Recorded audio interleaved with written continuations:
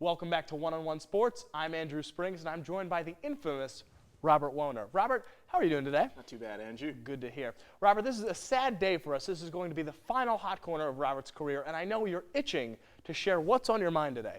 We're going to revisit some of the favorite topics that we've covered over the course of this season here on One-on-One, starting with steroids.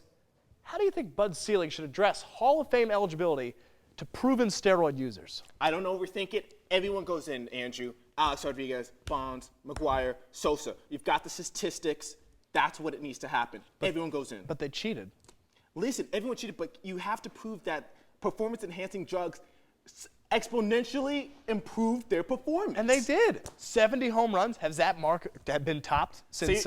So you're telling me Barry Bonds isn't a top 5 player in the last 25 years without steroids? No, he's not. Oh, no way. He's not. Alex Rodriguez. So what about Alex Rodriguez? You're not going to put A-Rod in the Hall of Fame. You can't not put A-Rod and you can't put A-Rod and not Clemens, not Bonds. Fine. Everyone's got to be in consistent. Or everyone's got to be out. So you're not going to put Alex Rodriguez? Nope. Yeah. He whatever. cheated. Okay. Okay. Next topic. Fantasy sports. Fantasy sports are the antithesis of what sports are about, Andrew. I know you're a fan. I am a fan. Please explain to me the fascination of 25% of this country's males to play fantasy sports. Fantasy sports is betting without the risk. It's gambling without monetary value. I love fantasy sports for the simple reason that I can compete against other people using my sports knowledge, using against the information I find on the internet and other sources. May I?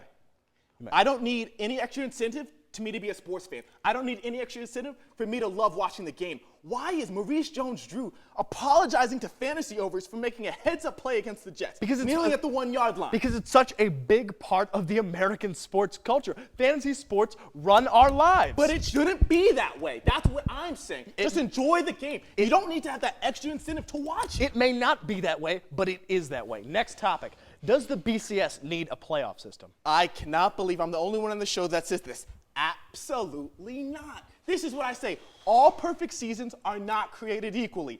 All conferences are not created equally. I want the 2 best teams. This season is too interesting for us to have another NBA where the regular season doesn't matter as much because we're all just waiting for playoff action. Stop. Every week is a playoff. Stop. Every week is a playoff, Stop. Andrew. If TCU goes undefeated, do they belong in the national championship? No, they don't. Not if 2 of the teams are in the national championship. Well, Florida or Alabama. Florida, Alabama's going to lose. Oh, they're the best 2 teams. But they're going to lose. One of them's going to lose. They're the best 2 teams. I don't care. You're just talking about an undefeated season. If one of them has a loss, but what about Texas? What if they're undefeated? So then they deserve to go. Okay, they want that's the Big what 12. So it's not a matter of TCU or the underdog because that's what they want the shot. It's an imperfect system. Don't you get it? But if you can't have an arbitrary playoff where people are saying, "Oh, you deserve to be in. You deserve to be in." Someone's always going to be left out. Yeah. We just leave everybody out and just have the best. Why players. why leave everyone out when you can include at least 6 or 8 teams? Because what's the harm? What happened with Stanford and USC won't matter as much. These upsets won't matter as Yes, much. they as will. You know what? I lost that one, but let's just wait for the playoffs, and that's where we redeem ourselves. You know what? Agree to disagree. Next topic. Should athletes be allowed to Twitter? No. Listen. What? Twittering is so faddish and cliche, and we know it doesn't lead to anything positive. Larry Johnson is a banger right now because he's Twittering. I went on just today. Chad Ochocinco, this is what he says to Reggie Bush. Hey, let's practice for a week, and we're going to play together, and whoever wins, I'm going to wear that other person's jersey. Oh, they're talking about football, a race? They're talking about Call of Duty 2, a video game, Andrew. That's what grown athletes are talking about on Twitter.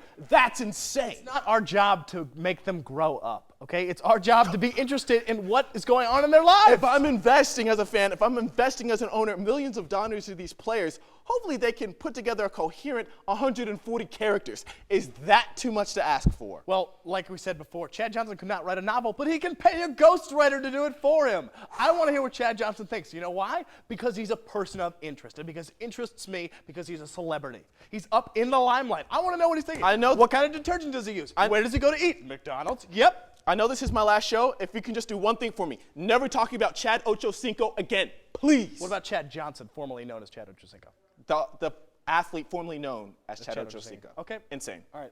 I'll try. I can't promise anything. Finally, Robert, the best sports movie of all time. Oh, you could go so many places with this. I'm going to think outside the box.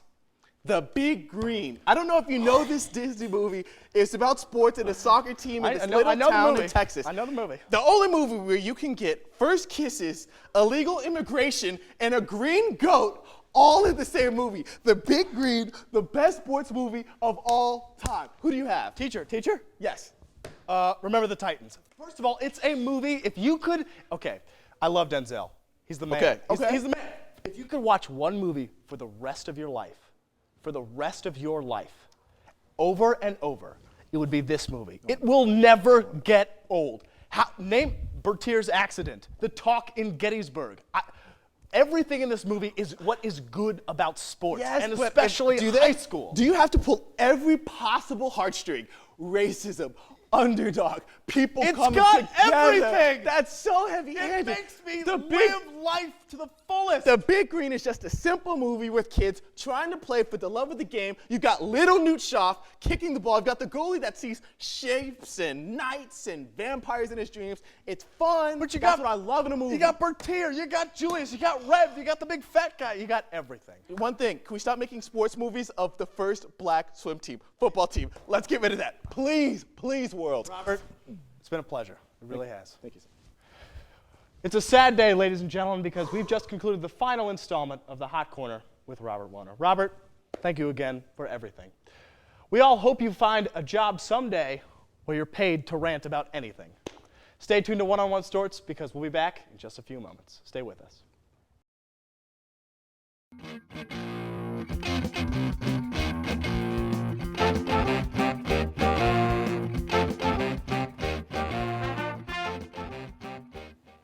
Welcome back to One-on-One Sports. We only have a few minutes left, so we have to make it count. Springs, it's time for the 2-minute drill. What is the best conference in collegiate athletics, regardless of sport? Well, you really have to do some research to find out which one is actually the best, but the Pac-10 last year won 12 NCAA championships, Division I NCAA championships. Now, 5 of them did come from Stanford. They're Big help generally right there. a Renaissance school. They're good at everything.